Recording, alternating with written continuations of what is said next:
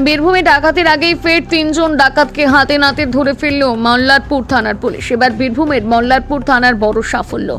ডাকাতির আগে তিন দুষ্কৃতীকে গ্রেপ্তার করে মল্লারপুর থানার পুলিশ। কিছুদিন আগে বীরভূমের সাঁইথিয়া থেকে মল্লারপুর যাওয়ার রাস্তায় গদাধরপুর সংলগ্ন ৪৫ পুকুর কাছে গোপন সূত্রে খবর পেয়ে হাতে নাতে তিন ডাকাতকে ধরে ফেলে সাঁইথিয়া থানার পুলিশ।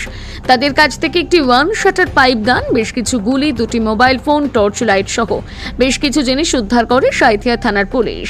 আর আজ গভীর রাত্রে সেই গদাধরপুর সংলগ্ন এলাকা থেকে ডাকাতির আগেই তিন ডাকাতকে ধরে ফেলে মল্লারপুর থানার পুলিশ। পুলিশ সূত্রে জানা গিয়েছে, আজ গভীর রাতে মল্লারপুর থেকে সাঁইথিয়া যাওয়ার রাস্তায় কান্দিয়ারা ব্রিজের কাছে ডাকাতি করার উদ্দেশ্যে জড়ো হচ্ছিল এই দুষ্কৃতীরা।